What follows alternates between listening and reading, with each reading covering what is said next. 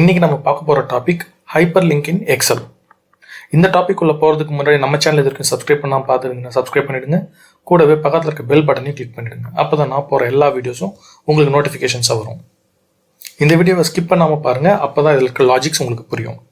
வாங்க இப்போ வீடியோக்குள்ளே போகலாம். இந்த எக்ஸலில் பாருங்கள், என்கிட்ட ஒரு 5 ஷீட் வச்சுருக்கேன். ஒன்று ஹோம் பேஜ், ஒன்று VLOOKUP in Excel, HLOOKUP in Excel, pivot in Excel and graphs in Excel. இந்த ஷீட்ஸை சும்மா உங்களுக்கு எக்ஸ்பிளைன் பண்ணுறதுக்காக டம்மியாக க்ரியேட் பண்ண ஷீட்ஸ் தான்.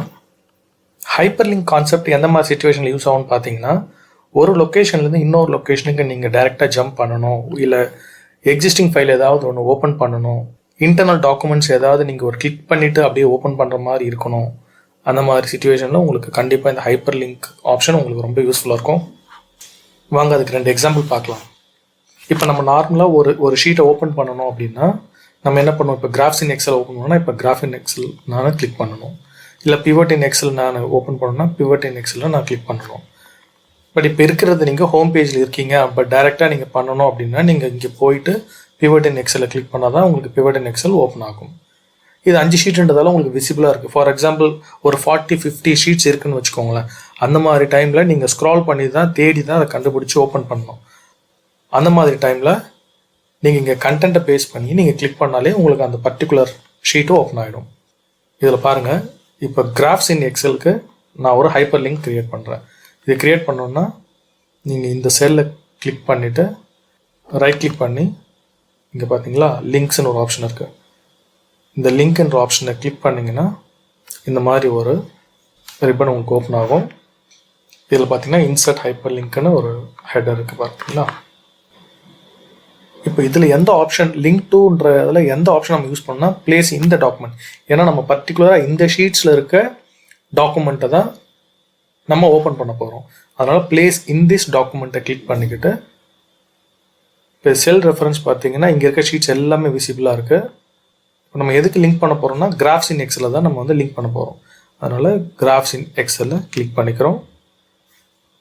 இங்கே டைப் த செல் ரெஃபரன்ஸ் அப்படின்றது நீங்கள் கிளிக் பண்ணும்போது அது எந்த செல்லில் போயிட்டு உங்களுடைய கர்சர் இருக்கணும் அப்படின்றத டிஃபைன் பண்ணுறது தான் இந்த டைப் த செல் ரெஃபரன்ஸ் அப்படின்றது.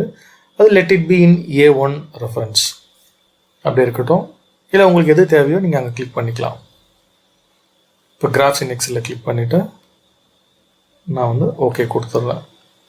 இப்போ பாருங்கள், இது ஒரு லிங்க் மாதிரி க்ரியேட் ஆகிடுச்சு. இப்போ இதை போய்ட்டு நீங்கள் கிளிக் பண்ணிங்கன்னா உங்களுக்கு கிராஃப்ஸ் இன் எக்ஸல் அப்படின்ற ஷீட்டை உங்களுக்கு ஓப்பன் ஆகிடும். டேரெக்டாக நீங்கள் திருப்பி you have to go back to home page அப்படின்னா இங்கே ஹோம் பேஜ்ன்ற ஒரு ஹெட்டர் கொடுத்துருக்கேன். நீங்கள் அதில் போயிட்டு நீங்கள் ஹைப்பர் லிங்க் க்ரியேட் பண்ணி பேக் டு ஹோம் பேஜ் கொடுக்கலாம். இதை ரைட் கிளிக் பண்ணிவிட்டு திருப்பியும் ஹைப்பர் லிங்க் கிளிக் பண்ணுறேன். கிளிக் பண்ணிவிட்டு இதில் வந்து place in this document home பேஜை கிளிக் பண்ணிவிட்டு ஓகே கொடுத்துட்றேன். இதுவும் வந்து ஹைப்பர் லிங்க் க்ரியேட் ஆகிடுச்சு. இப்போ இதை கிளிக் பண்ணிங்கன்னா உங்களுக்கு ஹோம் பேஜ்க்கு வந்துடும்.